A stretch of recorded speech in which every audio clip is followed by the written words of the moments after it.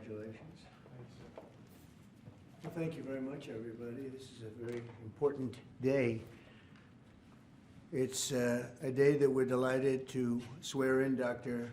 Mehmet Oz as the next administrator of the Centers for Medicine and Medicaid Services, which is a big deal. Congratulations to Dr. Oz and his beautiful wife, Lisa, and their friends and family on this really incredible achievement. Come a long way. It's amazing. Dr. Oz comes to this position as one of the nation's most talented and beloved medical professionals. He graduated from Harvard University. Ah, Harvard. Well, how convenient. Should we talk about Harvard? Before obtaining his MD at the University of Pennsylvania School of Medicine, a great one, and really some amazing education while also earning an MBA from the wonderful Wharton School of Business. He completed his medical residency at the world-renowned New York Presbyterian Columbia University Medical Center. Dr. Oz then had a sterling medical career in which he became an internationally acclaimed heart and lung surgeon, highly respected. He served as director of the Cardiovascular Institute and Integrative Medicine program at New York Presbyterian, and as a longtime professor at Columbia University's College of Physicians and Surgeons. Boy, oh boy. Doctor, I thought he just did a show. I only know the show. You know why I know the show? Because he said, I'm a little overweight, I should lose some weight. I did a show, and that's what I got out of it. That was not good. But I'm looking at all of this other. This is very impressive. Dr. Oz authored more than 400 contributions to academic and scientific publications and holds several patents for technologies that revolutionize cardiovascular surgery. And Dr. Oz later translated his experience into an extraordinarily successful television career, making him one of the most trusted voices on healthcare. And he also got very high ratings, I can tell you that. He did great with the television thing. As CMS Administrator, Dr. Oz will work tirelessly to strengthen and protect Medicare for our nation's seniors and Medicaid for the needy. Just as I promised, there will be no cuts. We're not going to have any cuts. We're going to have only help. Dr. Oz will work to improve the quality of care for decades to come, and he'll ensure that criminals, fraudsters, and illegal aliens are not permitted to rob America's seniors. They are trying, but they're not going to get away with it. He will also work alongside Secretary of Health and Human Services, Robert F. Kennedy, Jr. I've heard of him. He's a pretty famous guy. He's doing a great job, too, to address the crisis of chronic illness and to make America healthy again. So I want to just thank Dr. Oz, and because this is a big commitment he's making. He has a lot of options, and this is a big, big commitment. And I want to congratulate you and your family on really an amazing life, and I think this is going to be by far the most important part of an already incredible life. So thank you very much. God bless you. Congratulations, it's amazing. Congratulations. Wow, what a job, huh? Yeah. Are you ready, Bobby? Sure. Let's do it.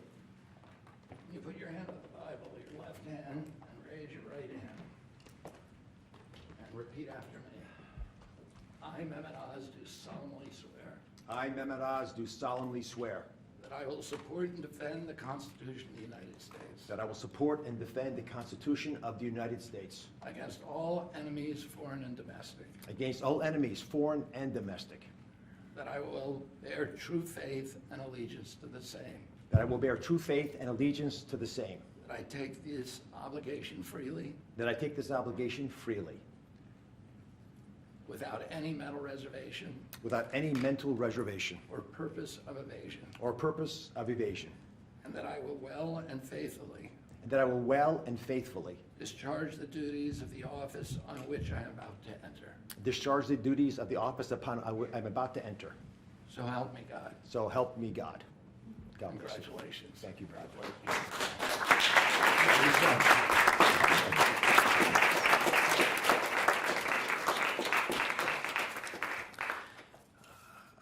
I've got to start off by thanking three people. Mr. President, thank you very much. God bless you for leading our nation but also courageously leading the MAHA movement, really earnestly in your heart wanting to get America to be healthy again, and for giving me an opportunity to help with that mission. Secretary Kennedy has been leading the charge at Health and Human Services. A dear friend, like a brother, has done unbelievably courageous work because he's curious and he's started answering a lot of important questions. And I will treasure for the rest of my days your trust in me to help you with this progress. Thank you. And of course, Lisa, the family, but Lisa in particular, who's had an uncanny ability to identify opportunities and to always keep a clear North Star to keep our family grounded. God bless you, my beautiful one. Let me start with a simple premise. Every great society, everyone, has an opportunity to take care of its most vulnerable and treasures that opportunity. And we're great people, so we will do the same. As we entered the main building, the Humphreys building, where Health and Human Services is located, there's a placard of Hubert Humphrey, and it says that it's a moral opportunity, a moral obligation of government to take care of people in the dawn of their life, the kids, in the twilight of their life, the elderly, the mature, the seniors, and those in the shadows of life, those struggling with disabilities. We want to provide America with access to great care. We want to save the public health insurance programs of this country. That's what President Trump asked me to do when he took this position to administer the programs at CMS. Now, if we're going to do that, we've got to be honest with each other. And a physician, President Trump, has to always do that, right? We've got to share news, so do presidents, that folks don't want to hear, but it's important for our well-being. So I'm going to give you 4 bullet points to remember. Bullet point number 1, and they're all numbered in order for a reason. Medicaid is the #1 budget item for many states, and it is crowding out education, other important social programs. The states are having a big problem, and that's with the federal government paying most of the bill. Item number 2, healthcare expenditures are increasing at 2% higher than the economy is growing. And because of that, we spend more than 2 times per person on healthcare than any other country on the planet, and we're not getting value for that. Because number 3 is that we are, in America, experiencing an unfortunate problem, which is medical errors are the number 3 cause of death. Did you know that, Mr. President? It's surprising, with that much money invested, we're still having problems. And number 4, our life expectancy, despite all this investment, is continuing to slip back. We're now more than 4 years shorter in our life expectancy than countries that we used to be equal to. But I am optimistic. Why? Because we control our destiny. Because at its very core, we have a generational opportunity, a unique ability to save the healthcare system because we control all the big pieces. America is too great for small dreams. So I've got some big ideas that I'd like to share that we've worked through with my staff who are cordoned off over there, and there's a lot of us. We've got almost more than 6,000 people at CMS working on this and 40,000 contractors helping. So we've got a lot of people. What are we going to do? First, we're going to reduce chronic disease. How do you do that? 70% of the healthcare expenditures of this country are driven by chronic disease. And it is your patriotic duty, I'll say it again, the patriotic duty of all Americans to take care of themselves, because it's important for serving in the military, but it's also important because healthy people don't consume healthcare resources. The best way to reduce drug spending is to use less drugs because you don't need them because you're healthy. And it feels a lot better as well. The President and Secretary Kennedy have been pushing the MAHA agenda because it makes it easier for people to do the right thing, especially the mothers of this great land, because they're the ones who really get caught with this responsibility. They're the ones deciding for their kids. They're the ones we want to empower. And curiosity, which is the key word here, truly asking questions you want the answers to, will allow the MAHA movement to thrive.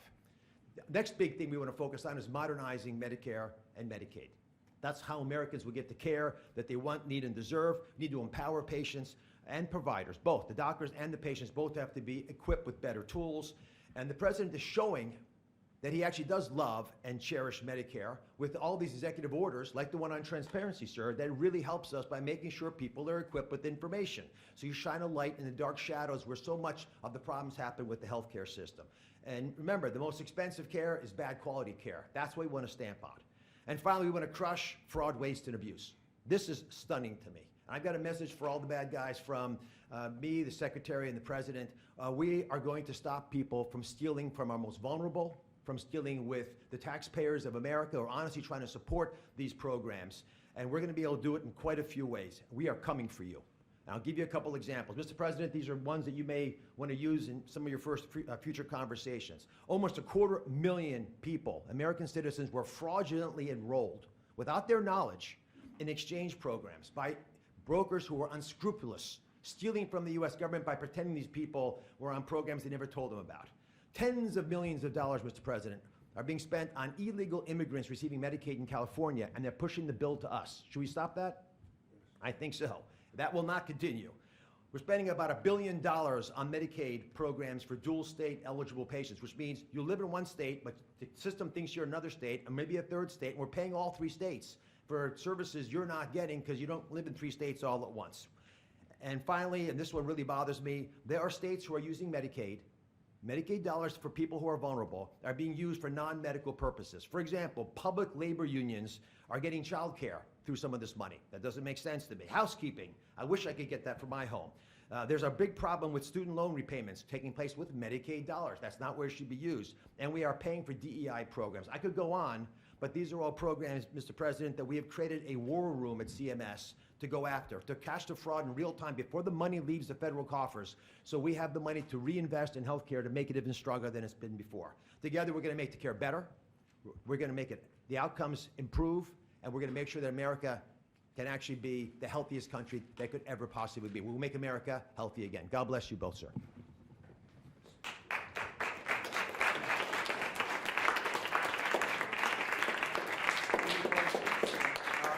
Any questions for us? Okay. Sir, Mr. President, Marco Rubio said. Wait, easy. Go ahead. Secretary Rubio said that the U.S. will have to figure out whether a deal can be done between Russia and Ukraine in a matter of days, or you will just move on. Yeah, very short. How many days is that? No specific number of days, but quickly, we want to get it done. We're talking about here, people dying. We're talking about over there, people are dying also, like on average 2,500 young people, soldiers. They're not from America, they're not from anywhere else other than Ukraine and Russia, but we want to save these lives. So it's 2,500 a week are being killed in battle. It's a vicious battle with the best equipment, the best everything, and it is brutal. 2,500 young people a week. Some of them not so young, actually. They're getting older. They're getting older by the month. But 2,500 a week, and we're going to get it stopped ideally. Now, if for some reason one of the two parties makes it very difficult, we're just going to say you're foolish, you're fools, you're horrible people, and we're going to just take a pass. But hopefully we won't have to do that. And Marco's right in saying it. We want to see it end. Think of it. Every day, a lot of people are being killed, as we talk about, as they play games. So we're not gonna take that, and we'll see. I think we have a good chance of solving the problem, however. Yeah. Are you prepared to walk away completely from these efforts and these talks? Well, I don't want to say that, but we want to see it end. We want to see it end, yeah. Is Vladimir Putin stalling, in your view, Mr. President? I hope not. I'm going to let you know about that soon if he is, but I hope not. He's got a big force out there, big force. It's a war that should have never happened. It would have never happened if I was president. That's a war, and it didn't happen for 4 years. That's a war that should have never happened. October 7th, Israel would have never happened. Iran was broke, and now we'll see what happens with Iran. We have a lot of them out there. We have a lot of things that we're working on right now that shouldn't have happened. None of it. Ukraine would have never happened with Russia. October 7th would have never happened, so you wouldn't have had all the problems in the Middle East. The Afghanistan embarrassment, probably the most embarrassing day in the history of our country, would have never happened. Inflation would have never happened. By the way, prices are down. Groceries are down. Eggs, which you hit me so hard, I'll never forget the first week in office, they were screaming at me about eggs. I said, what's going on with eggs? They were doubling and tripling. I said, I just got here. They were up like double, triple, and you couldn't get any. They said, you won't have eggs for Easter. Well, you can have all the eggs you want. I'll tell you, Brooke Rollins, Secretary of Agriculture, did a great job. And the egg prices are down 87%. But nobody talks about that.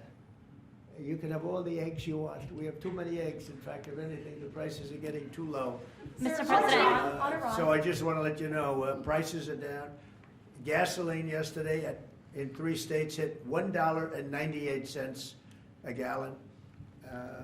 And it looks like it's at a level that it hasn't seen since my days, my 4 years. So it's about I'd say maybe, I think we're going to be averaging $2.25 very soon. So I just want to let you know, though, because I keep hearing about prices and inflation. Prices are coming down, not going up. Only the fake news says they're going up. The only thing that's even are interest rates. And if we had a Fed chairman that understood what he was doing, interest rates would be coming down too. He should bring them down. Yeah, please. Mr. President, what do you need to see from both sides in order to keep negotiations going? What do you want to see from Russia and Ukraine? I have to see, my whole life has been one big negotiation, and I know when people are playing us, and I know when they're not, and I have to see an enthusiasm to want to end it. And I think I see that enthusiasm. I think I see it from both sides. Do you think Russia's But you're playing going to know you? soon. Do you think Russia's playing you? No, nobody's playing me. I'm trying to help. You know, this was Biden's war, by the way. By me getting involved, you know, they'll say, oh, it's Trump. This is not Trump's war. This is Biden. This is a war that should have never happened. Okay? Think of it. Those cities are crushed and crashed, and all those beautiful steeples, the most beautiful in the world, actually considered the most beautiful in the world, most of them are now smashed to smithereens, as they say, and lying on the ground in a million pieces.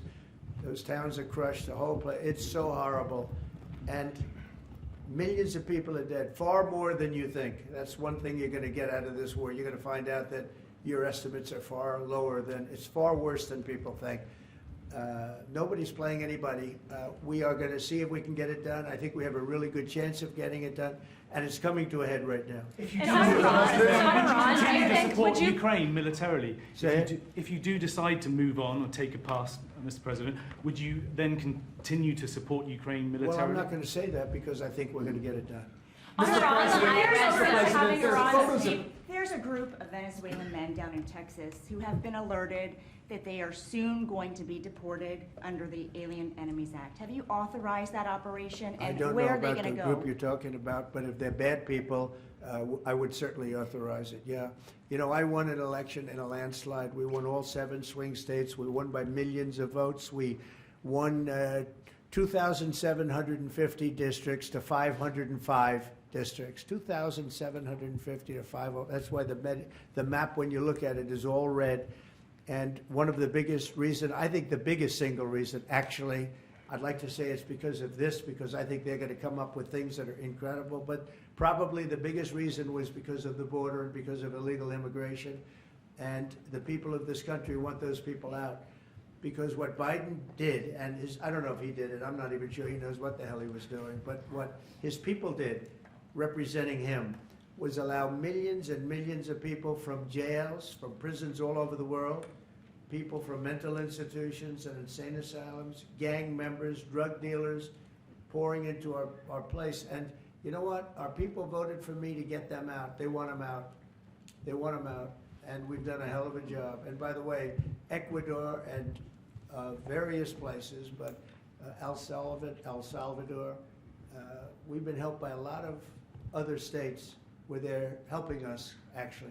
Because you couldn't, look, what this man was thinking when they allowed open borders and people to come in, if you look at Venezuela, their crime is down by 72%. You know why? They took all their criminals off the street. They took all their prisoners from jail. They took murders. 11,088 murderers were released into our country. Bad things are going to happen. Bad things. And we're getting them out. And that's why I was elected. A judge wasn't elected to do that. I was elected to do that. And we're doing it in record fashion. We have the safest border, the most secure border we've ever had. See the Declaration of Independence? You should all read that before you leave. That's the real deal. You should all read it before you leave. Yeah.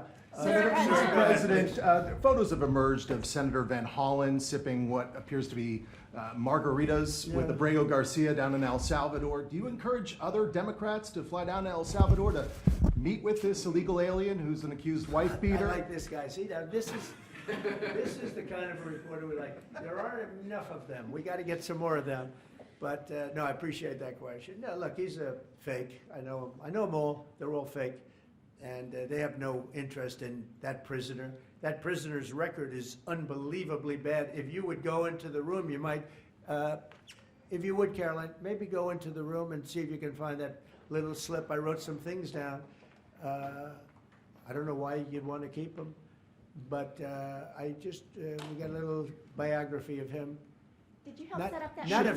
Not a very innocent guy. Yeah, Did you please. help set up that on the meeting, IRS. sir? Mr. President, on the- in on- the spirit of Easter Sunday and it While being we're on Good the Friday. subject, right? Yes, of course. So you're talking about Abrego Garcia, is that the one? Yeah?